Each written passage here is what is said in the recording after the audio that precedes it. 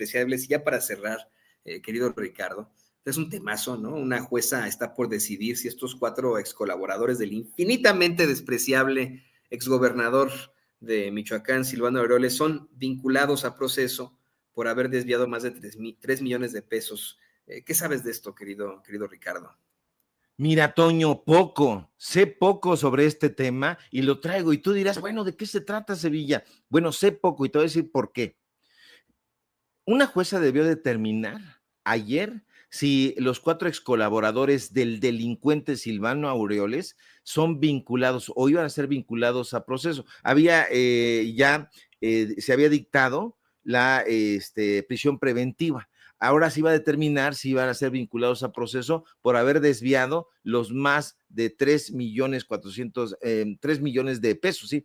Son 3.400.000 pesos. Y bueno, este es un tema muy interesante y muy raro, Toño, porque ayer los periódicos, las redes sociales estuvieron difundiendo la nota, pero hoy, por alguna razón muy extraña, la mar de extraña, no hay una sola nota actualizada sobre el tema. O sea, están las notas de hace 12 horas, de hace 14 horas, porque eso se iba a determinar el día de ayer. Bueno, no hay información actualizada, Toño. Y eso, lejos de alejarnos del tema, debe acercarnos más a él y ponerle la lupa. ¿De qué estoy hablando? Para analizar hay que ofrecer siempre un poco de contexto. Ocurre que un sujeto llamado Carlos Maldonado Mendoza, que era exsecretario o que fue secretario de Finanzas de Silvano Aureoles, otra persona llamado Antonio Bernal Bustamente, que fue exsecretario de Seguridad Pública allá en Michoacán, en épocas de Aureoles, otro sujeto, Mario Delgado Murillo, exdelegado de Finanzas de la Secretaría de Seguridad Pública, y otra persona, Elizabeth Villegas Pineda, exdelegada administrativa de la misma dependencia allá en Michoacán, fueron arrestados. Usted lo recordará, está muy efervescente el tema de los aranceles, pero hay temas muy importantes en lo nacional.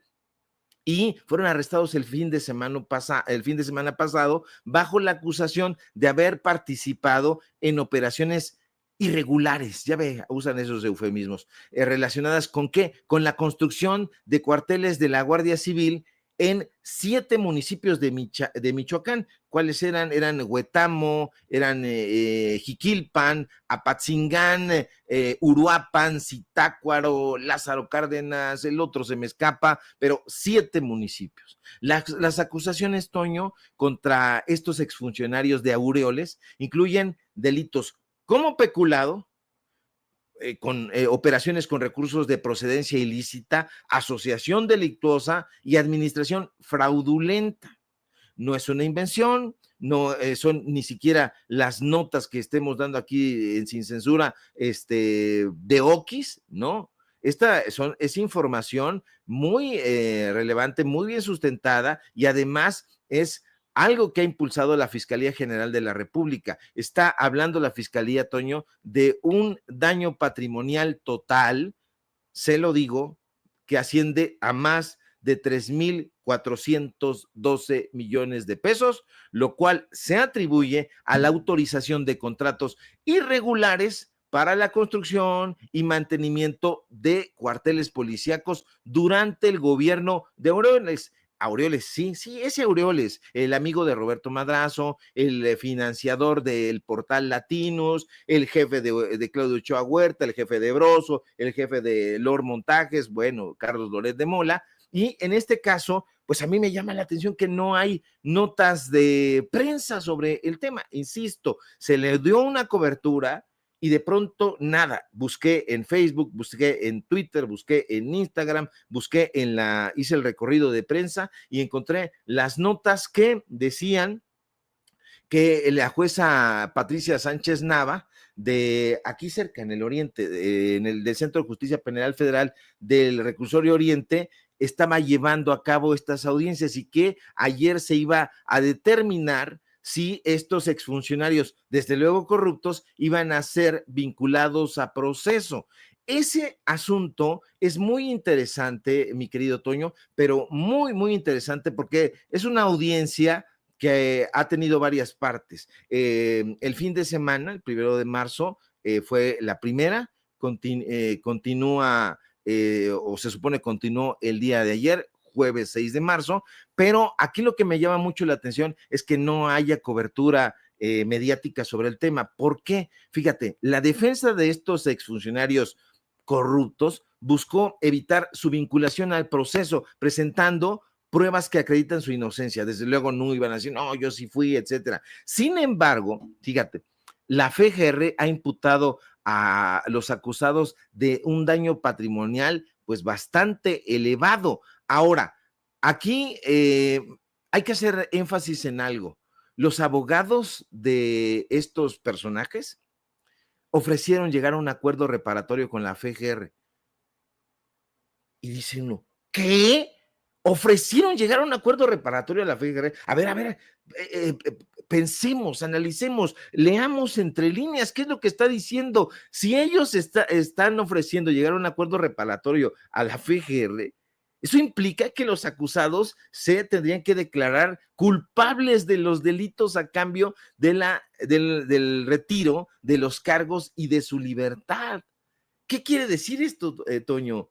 Que si los acusados admiten su participación en los delitos de peculado, de operaciones con recursos de procedencia ilícita y de asociación delictuosa, pues estamos hablando de que participaron en una administración fraudulenta.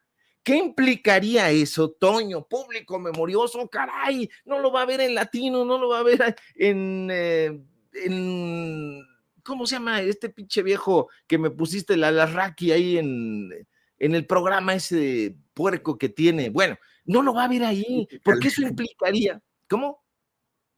Atípica, a mí también sí, exacto, atípica. En lugar de atípico, lo ponen en inglés, ¿no? Pensando que pues, va a tener más punch, porque este es el gran publicista. Había una serie más o menos interesante que se llamaba Atypical y que hablaba de un niño de un joven, un adolescente que tenía ahí un problema de autismo. Me parecía muy interesante la serie, pero bueno, no tiene nada que ver con estos imbéciles. Bueno, aquí lo interesante, Toño, es que si se hace todo este asunto, a ver, un daño, les ofrecemos ahí, pues un daño reparatorio. Entonces, Silvano Aureoles también sería responsable de esos delitos. Aquí tener mucho en el panorama este asunto. ¿Por qué Silvano Aureoles está prófugo? O sea, a mí me parece muy interesante analizar todo este tema de los arrestos. Por supuesto que es importantísimo a nivel mundial y que hay que darle seguimiento, pero eso no debe evitar que también estemos al pendiente de lo que está sucediendo en la escena nacional. Si estos excolaboradores de Silvano Aureoles deciden a través de sus representantes legales llegar a ese acuerdo reparatorio, estarían asumiendo que sí cometieron esos ilícitos. ¿Y quién era el jefe de ellos? Silvano Aureoles, así que cuidado, porque estaría dándole la estocada a este personaje, pero además a todos los personajes que están vinculados a él, incluido el medio de desinformación Latinos. Así que hay que tenerlo en la lupa. Sigo revisando, Toño, y a ver si encuentro algo, pero notas actualizadas sobre este asunto no las hay. Pues fíjate, yo tenía una vez siempre que yo hacía una situación que no le gustaba y cuando éramos adolescentes decía, ¡sospechoso! Creía que yo era muy sospechoso en mi actuar, cuando yo siempre he sido un muchacho muy decente. Pues esto también está muy sospechoso, querido Ricardo, y pues por favor no quites el dedo del renglón. Hay que ver qué pasó con esa jueza, con sus determinaciones, con estos ex colaboradores del hombre del banquito, que ayer nos reíamos por una caricatura, creo que fue, ¿de quién fue? Creo que fue, la caricatura de quién fue de Patricio, ¿fue? David, lo tendrá por ahí, de casualidad de ayer, el que está... ¿Qué Patricio, Toño, el de Bob Esponja? No, el caricaturista. Analiza ahí que Silvano Aureoles no sabe si lo quieren para meterlo al bote o para afiliarlo allá a Morena, ¿no? Pero bueno, hay que estar pendientes de todo esto, querido Ricardo. Y yo, además de agradecerte por esta hermosa intervención, te pido por favor que nos compartas tus redes sociales para que la gente, esta mera, ¿de quién es don David? Es que no alcanzo a ver la firma. Rocha, Rocha. Ah, es del modelo Rocha, de Rocha. Bueno, es ahí del Rocha de la jornada. Por favor, Ricardo, compártenos tus redes sociales para que la gente se ponga en contacto contigo. Claro que sí, mi querido Toño, yo te quiero hacer una rápida entrevista porque soy un hombre curioso y soy periodista. Entonces, te quiero preguntar si estás en una iglesia porque veo muchas sillas ahí y te veo muy atildado.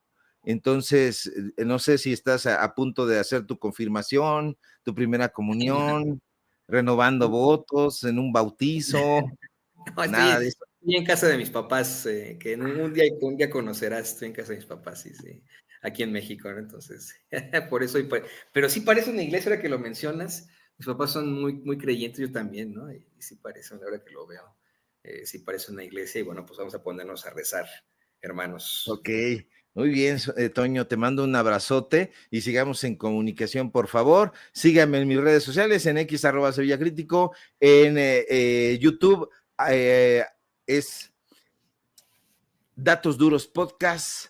Estamos abriendo datos, es Ricardo Sevilla Podcast. Son dos canales, usted los puede ver aquí, y la verdad es que si le pone ahí datos duros, pues ya nos encuentra, así que síganos ahí, tenemos episodio nuevo, hoy entrevistamos a otra personalidad, el lunes estrenamos nuevo episodio, y no se lo pierdan porque las entrevistas están de rechupete, así que Toño, te mando un fuerte abrazo. Estamos pendientes a la información, síganos por supuesto aquí en La Familia Sin Censura, donde somos orgullosamente miembros, y estamos al filo 10:30 de la mañana de lunes a viernes, y bueno, ahí estamos pendientes a la información, y vamos a ver de qué se trata María Callas, la Callas. Qué padre, qué padre. Disfruta, querido Ricardo, y pues te mando todo mi cariño. Ahí tiene usted al escritor y periodista, al queridísimo Ricardo Sevilla, aquí en Sin Censura. Le mandamos la bendición desde esta iglesia. Ya sabe usted que pues ahí pasamos también la charola de las donaciones. No, no es cierto. Muchas gracias, querido Ricardo. Nos vemos pronto. Te escribo al rato de todos modos. Claro que sí.